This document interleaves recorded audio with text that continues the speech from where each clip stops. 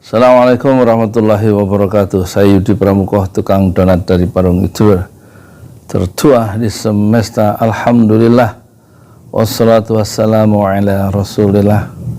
Pertarungan yang brutal dan sengit tentu akan terjadi antara Prabowo dan Anies Baswedan. Itu sudah bisa diperkirakan, karena tidak mungkin Anies adalah calon wakil presiden Prabowo.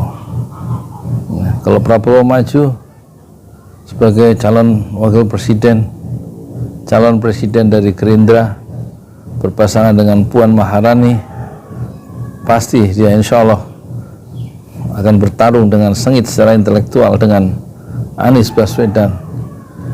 Dan pikiran-pikiran, daya-daya intelektual dari Anies Baswedan tentu akan meluluh lantakkan ya Prabowo yang dari segi intelektualitas masih di atas atau masih di bawah Anies Baswedan.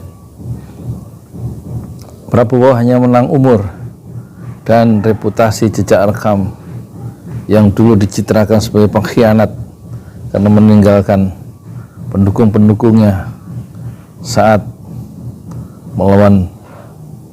usai melawan Pak Jokowi dalam periode kedua, itu tentu tidak mudah hilang dari relung hati pendukung-pendukung Prabowo yang dulu dia mengatakan, saya timbul bersama rakyat, saya tenggelam bersama rakyat, tetapi faktanya saya timbul bersama Jokowi dan saya biarkan rakyat saya tenggelam. Dan itu tidak bisa dihilangkan dalam kamus sejarah politik Indonesia modern.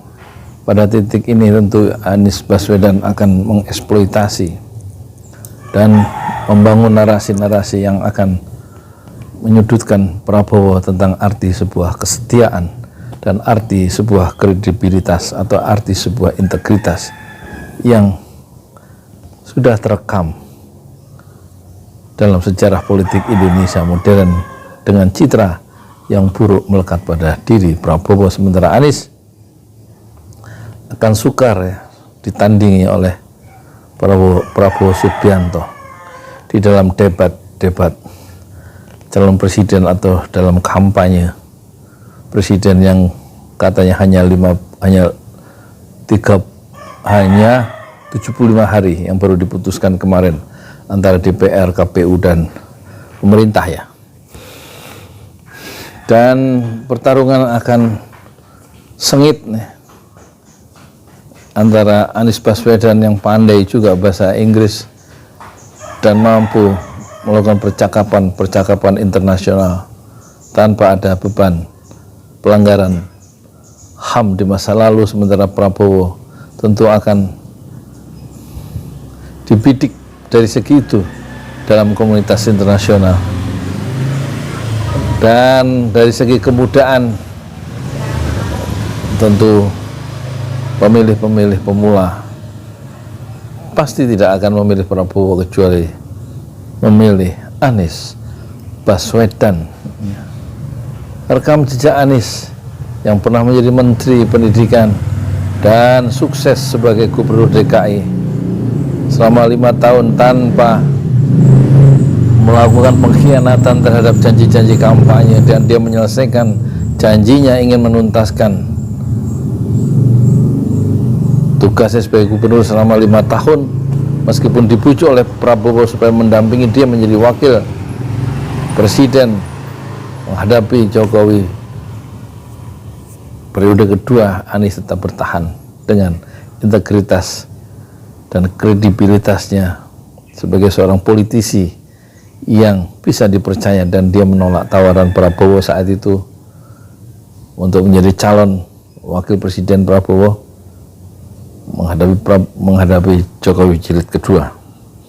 Dan Anies terbukti benar dengan pilihan-pilihannya karena dia committed, terikat pada janji-janji yang dia ucapkan sendiri selama kampanye pemilihan gubernur DKI yang berhasil menumbangkan Ahok yang didukung oleh oligarki. Jadi kesimpulannya, pertarungan sengit secara intelektual akan terjadi antara Anies Baswedan dengan Prabowo pada 2024, dan titik pusat di situ, dan tampaknya presiden show threshold akan tetap 20% dan Anies Baswedan harus menerima kenyataan didukung oleh partai-partai besar menghadapi Prabowo, karena tanpa dukungan partai-partai besar yang berkoalisi sampai mencapai 20%, tentu Anies Baswedan tidak bisa berhadapan dengan Prabowo. Dan kesimpulan akhir tentu tahun 2024, insya Allah Anies Baswedan menjadi presiden baru yang akan berhadapan bukan dengan Prabowo lagi, tapi akan berhadapan dengan oligarki yang ganas dan akan menyergap dan memotong kaki Anies pada siang dan malam guna menggugurkan politik-politik, kebijakan-kebijakan politik Anies yang menggoyang mereka di Republik ini. Saya Yudi Pramuko, tukang donat dari Parung YouTuber, tercua di semesta fasbir sabran jamila. Bersabarlah dengan kesabaran yang indah. Assalamualaikum warahmatullahi wabarakatuh.